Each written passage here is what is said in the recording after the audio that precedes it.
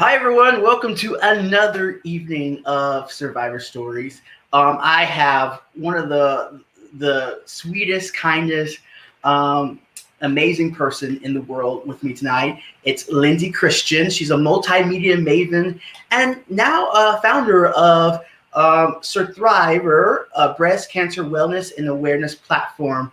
And so, Lyndsay, how are you tonight?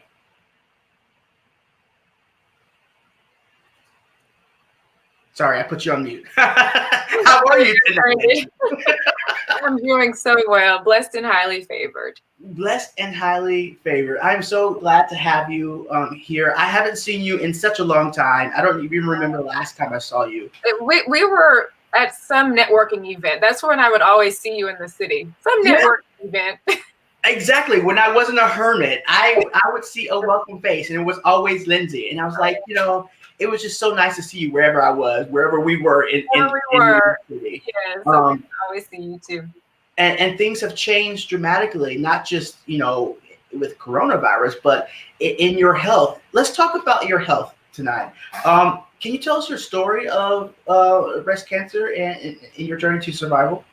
Where do I start? Yeah. Wow. So there are so many components or facets. But I was diagnosed last July. Mm-hmm. I found a lump in my right breast. So I immediately made an appointment to see my gynecologist. She ordered what was my first mammogram because I'm under the age of 40. So I hadn't planned on getting a mammogram until, for a few years. So she ordered what was my first mammogram. And that started a series of tests. And the radiologist called me. I'll never forget that phone call. He called me and he said, "I'm sorry, Lyndsay, it's breast cancer." A life-changing phone call, a life-changing moment. And that started, I think, the call to action to go into work mode, really, to treat it. So I relocated home to Houston, which is where I am now, and commenced a very arduous journey. 15 rounds of chemotherapy, bilateral mastectomy, and breast reconstruction. And I have another surgery in 2 days. I learned during my treatment that I carry the BRCA1 gene mutation, which puts me at higher risk for breast and ovarian cancers. Mm-hmm. So not only was I diagnosed with breast cancer, but I have this gene in my DNA, this mutated gene rather, that would put me at higher risk for chronic illnesses. So that really is it in summation, Brandon. But I mean, under all of that, there are just so many other moving parts. There's fertility preservation that I had to face and execute within a quick window. So it's not only diagnosed with breast cancer, but you have to think about your future. In 2 weeks, what do you want to do? So there's a lot that goes into it. There's a lot that's involved in the journey, and it's a journey that it's continuing. Nipsey Hussle said, "The marathon continues, the breast cancer journey continues." Absolutely. So let's talk about I know you have an article in Essence, and you talked about your fertility journey during your breast cancer journey. And for the first time, your story was the first time I heard about something like that. But last night I talked to another survivor, and she was confronted with the need to preserve and save her eggs, and that was something that she never thought about, and had to make that decision so quickly. Can you talk about that for us? Sure. So I desired to become a mother at some point in my life, and I am in my childbearing years. Well, when you're diagnosed with breast cancer, you have to consider that the aggressive treatment will affect your reproductive system. And in my case, I'm so glad that my breast surgeon recommended I seek a fertility specialist so that I could preserve eggs before starting chemotherapy, because chemotherapy did indeed, as I mentioned in the Essence.com article, sucker punched my ovaries. So the harsh chemicals damaged my ovaries. So I'm so glad that I preserved my eggs and gave my future children a chance at life. There's some hope there, and I have options now. Yeah, we, like I said earlier, we hear about, breast cancer stories and people being diagnosed, but were you aware of how cancer would impact future fertility? I had no clue. Mm-hmm. when you're diagnosed, all you're trying to think about is, well, how can I live? How am I going to live? Yeah. That's like the last thing on your mind. But thank God for these, this amazing medical team who put it on the forefront and made it a priority before I started treatment. So, my surgeon, Dr. Terry, she treats the whole patient. So it's not just the cancer patient. She treats the woman who desires to become a mother, the woman who has plans and goals and wants to help me really meet those goals and I guess honor those plans. So yeah, I mean, that's something we think about. It's not something we talk about a lot either. Now, I know you mentioned like you had a mutation, a gene that caused this, but I saw a statistic that said over 80% of women who are diagnosed with breast cancer have no family history. Did you have a family history? Yes. So I'm preaching to the choir to seek genetic testing. What I learned through genetic testing is that the BRCA1 gene mutation runs rampant on the paternal side of my family. I am the 13th Livingston to have been diagnosed with breast cancer. So yes, I learned this like after the fact. But had I known sooner, Brandon, I could have taken preventative measures earlier in life, i.e. a prophylactic bilateral mastectomy, and a hysterectomy for some women. I refer to myself as the Black Angelina Jolie because at the age of 37, she sought genetic testing because she has a family history of breast and ovarian cancers. And Angelina had a prophylactic bilateral mastectomy and a hysterectomy to decrease her chances of breast and ovarian cancer. So I say all that to say, know your family history. Now, I know what you mean by a prophylactic mastectomy, but could you explain to the audience what exactly does that mean? Prophylactic means it's a preventative procedure. You're doing something to prevent something from happening. Meaning it's by choice. It's by choice. And so how hard was it to make this decision for you? Was it a recommendation highly suggested by your doctor? Highly recommended. Right, because my risk of breast cancer and ovarian cancers is like 80% because of that gene mutation. So it was highly recommended that I would proceed with the bilateral mastectomy and then a procedure in a few days to remove ovaries and fallopian tubes. Yeah. Wow. I'm like, so it's like you're diagnosed, but then your body just undergoes all of this significant trauma. But ultimately it's to save my life. These are life-saving measures. So I was down for whatever it would take. Now, all this stuff happened pretty quickly. You had so many decisions to make very quickly. How did this impact your mental health? I've been talking about this all week with survivors. How did this impact your mental health? That's a good question, Brandon. There were great days and not so great days. There were days when I danced to Beyonce and days when I just wanted to lay in the bed. It's a lot to process.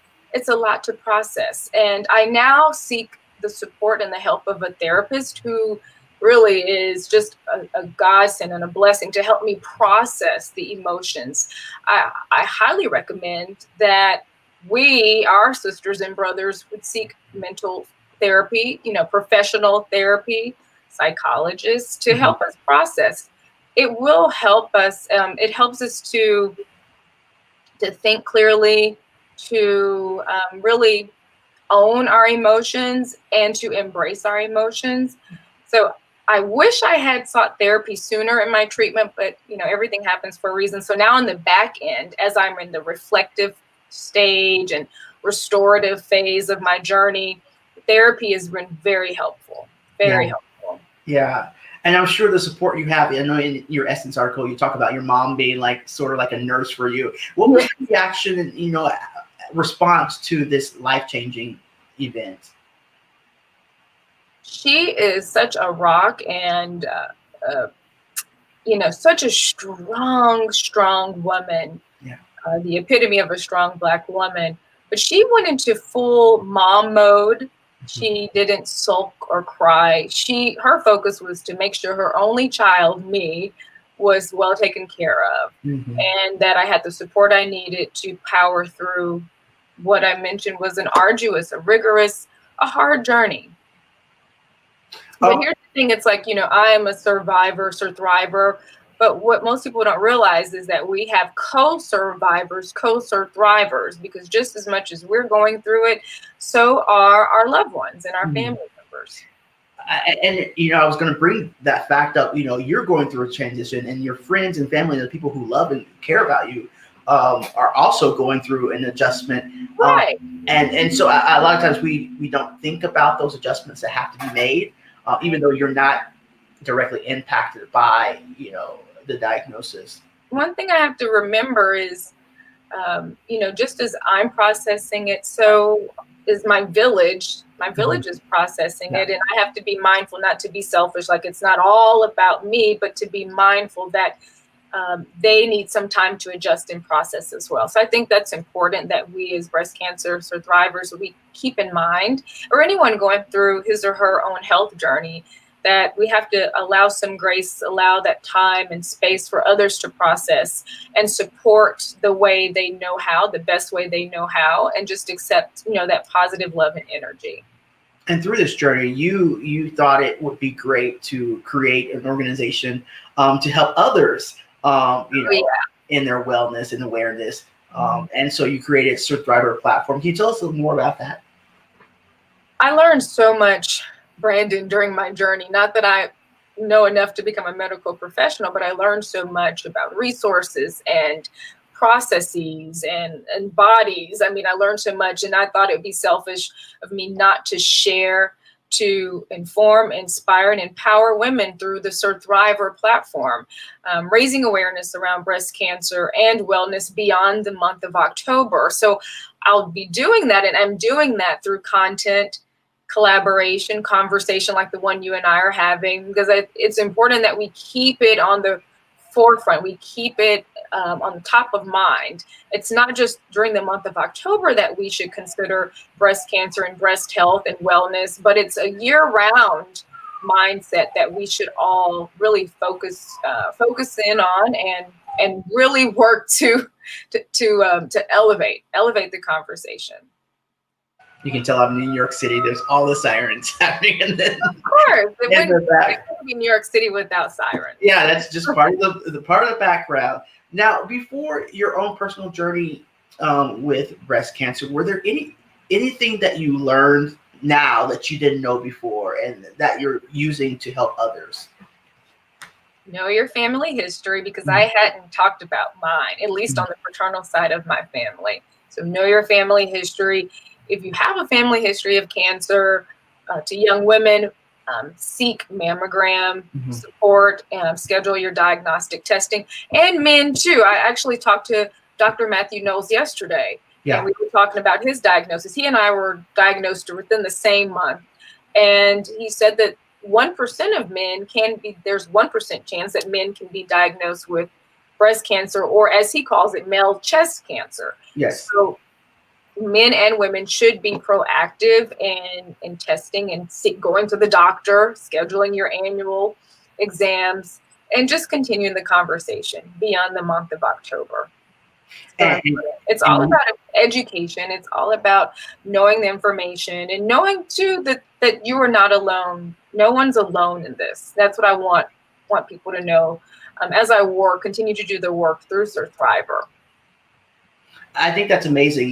People, once they go through situations, you go through it, you conquer it, and you move on. But you decided to help others and bring people back into the fold and help support. Why was that so important to you than just moving on and going about your life? So, I worked in media, Brandon, and when I was diagnosed, part of what kind of brought sadness and made me a little depressed is, well, what do I do now with my career? And what do I do now with my life now that this has happened? And I just prayed to God and asked me to reveal to me my purpose. So I was able to make a purposeful pivot, leveraging my media work and background into Surthriver. So for me, it's like vocational, but it's a passion project. It's something that I look forward to doing every day. Like, this is the work I know I was called to do. And I consider this like my God-given mission to save the lives of other women. Because had I known so much more prior and years ago, I likely would have changed some habits. I likely would have, or I know I would have taken some preventative measures and actions. Darnell Jefferson says he knows you and he loves you and he's glad to see that you're doing well. So thank you, Darnell. Yeah, that's nice to see. Hey, Darnell, shout out to you. So I know you talked about before we got on here that the Essence article is going to be 3-part series. What should we expect in that article? Oh, well, so part 1 was an overview of my journey. Part 2 was a deeper dive into my fertility journey, the fertility preservation journey. And then part 3, which will be coming out very soon, probably tomorrow, is about, without giving too much away, but kind of like the takeaways from breast cancer and what I learned from the journey. Mm-hmm. I know it's like very top line, but you'll have to wait and read it.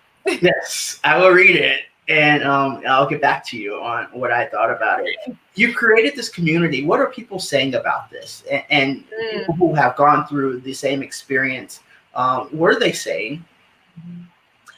As soon as I launched Surthriver October 1st to kick off Breast Cancer Awareness Month, my DMs and inboxes have been inundated with messages from women who have recently been diagnosed. I'm talking within like the past week.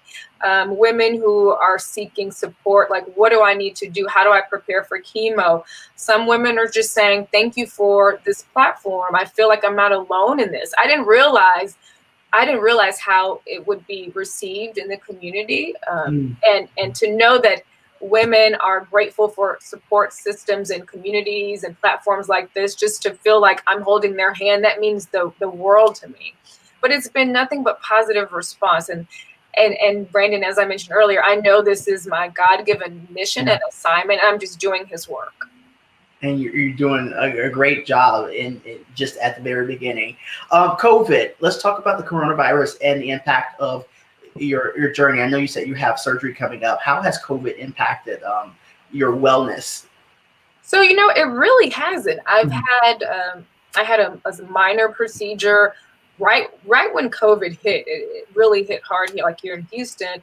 I was able to still have a minor procedure. I'm still able to go to my doctor's appointments. They're just more cautious. Like, I have to wait in the car now, and they call when they're ready for you to come upstairs. Or, we're all 6 feet apart as much as we can be. The doctor's offices are scrubbing things down. They're checking your temperature. So there're just a lot of precautions. But for me, COVID didn't affect my journey at all. That's good. Thank goodness. Thank goodness. Yeah, that's good, because it's crazy out there, especially in Houston, in Texas, period. But yes, I know we're a hot spot. Yeah, definitely a hot spot. So what's next? I know the organization, the platform, Surthriver. What's next for you, Lyndsay? What's next? Launching the Surthriver podcast coming soon. To continue that conversation, engaging men and women. And what else is next? Wow, I'm just excited to see what's next, what God is going to do next. But it's been, I think this month was all about just getting the word out, laying the groundwork. And I'm just excited to see how it will continue to change lives through content collaboration, conversation. I'll be contributing more to Essence.com as a health and wellness editor. And just serving as a vessel. This is like ministry to me, and I'm just so excited and honored to do this work. Yeah. Maybe a year ago, did you believe that you would be here, Lyndsay? I'll be honest, I had no clue where I was going to be within the past year. Certainly didn't think I'd be talking to you right now, Brandon, at 4:21 Central Time, Tuesday, October 27th, about my breast cancer journey. Absolutely not. Wow. I couldn't have even fathomed. Is that the right word? Couldn't even imagine that I'd be here right now. Yeah. And because as you're saying that, I'm thinking about all the times, like we said in the beginning, that we saw each other. Yeah. And fast forward a year, and you're talking about this organization. Wow. You never know what life will bring to us. And you've done a remarkable job of reframing and being positive and helping others. I think that's one of the great things I know about you, you're always willing to help others out and be a light. And you've been a light to me, and know you're going to be a light to so many other people. Thank you, Brandon. I really appreciate you saying that. Well, I know you have somewhere to be, and so I guess we can shut this thing down. But please come back and let us know how your Survivor Yeah, platform. well, invite me back. I will accept your invitation. Yeah, I'll be here. I put on clothes for you. Yeah, so Brandon, yeah, this is part of the content collaboration conversation. So partnering with people like you to help us move this conversation forward beyond October 31st. So yes, I would love to return to the Brandon show for a follow-up conversation. Yeah. And we can talk specifically about breast cancer in men. Let's have that conversation. Absolutely, because like you said, 1% or 1 out of 100 men will have breast cancer in America, and so it's a conversation that we don't often talk about. I know my grandfather had breast cancer, and so I think so that means you need to seek genetic testing. Absolutely, and so it's definitely a conversation that needs to be had because we don't really talk about health. I know. As much as we talk about, our hair, our clothes, all of these external material things, let's have that same conversation about our health. Did you get your nails done today, girl? Yeah. Did you get your mammogram today? Yes. Yeah. It should just be like that water cooler conversation. Yeah, absolutely. I think part of the problem or part of the challenge is that sometimes those conversations about health creates this sort of anxiety about the future. But you can actually do something about it if you know about it. That's right. Knowledge is power. And the sooner you find out that you have, whether it's breast cancer or sickle cell anemia or any of these chronic illnesses, the earlier that you can detect it, the better your prognosis in the end. Because early detection saved my life because I was diagnosed at stage 2B. Had I not acted when I did, my prognosis would have been different. Yeah, absolutely. I know I said I was going to let you go, but I was talking earlier this week about a plan. Did a fast, quick plan help you in terms of moving forward quickly and moving through this journey, rather than not knowing, about how to proceed forward? You mean, did I create a plan or plan with your doctor? I know I talked to some ladies earlier this week, and one had a concrete plan, and the other one, they were going through several different types of things, and it was, a longer time. Do you think the plan that was created for you made it easier to? Oh yes, it was easier. And I'm such a planner, like Google spreadsheets, documents, all of that. I need everything on my calendar. So the original plan that was laid out was chemotherapy, a lumpectomy, radiation. Lumpectomy means simply removing the mass or surrounding tissue, removing just that from the breast, and then 6 weeks of radiation. Well, that surgical plan changed when we learned that I carried the BRCA1 gene mutation. So it was chemo, then let's remove your breast tissue, remove your breast tissue, and then we'll reconstruct them. So that changed. But to have a plan and an outline gave me some comfort, knowing that, okay, if I power through this, I'll get to this point. So I celebrated every small victory. When I rang the bell, celebrated ringing the bell. When I had my surgery, my bilateral mastectomy, celebrate. When I had breast reconstruction, celebrate. And after this week, celebrate. And then, focus on the restoration and healing. Very nice. Okay, I'm gonna let you go for real. Okay. But before we go, someone's out there in the audience, they're watching this, they may have been diagnosed, they may have a friend that was diagnosed, or they may be one step in the journey. What would you like to say to them, Lyndsay? You will get through it. You will get through it. Maintain a positive attitude, surround yourself with positive people, and pray. Prayer changes things, right? It changes things. But you have to believe. You have to have that mindset. You have to believe and know that you are already healed. And I like to reiterate this. So, and Joel Osteen says it so eloquently. He said, "We are well battling a sickness. We're not sick trying to get well." So if you just keep that mindset that you're well, you're healed, you just have to get through, and knock off that illness. as opposed to, oh, I'm sick, I'm trying to get well. No, you're well. You're just, trying to just battle that sickness. It's all in mindset and how you approach it and your perspective. Sounds like an Operation Faith to me. That's right. Thank you so much, Lyndsay Christian, for talking with me today. Guys, follow Lyndsay. How can they find you, Lyndsay? Oh, I'm all over. Well, Sir Thriver, sirthriver.com. Sir Thriver is also across all social media platforms, Sir, SUR_Thriver. And then you can follow me, Lyndsay Christian. I'm across all social media platforms. And if you want to find her, you can find her. Just Google her. Google me. I don't want to be like, just Google me. Just Google me. All right, guys. Thank you so much. Join me later on this week. I'll post that stuff online. I don't even know my own schedule. Thanks for joining me, guys. Thanks, Brandon, for having me. Bye.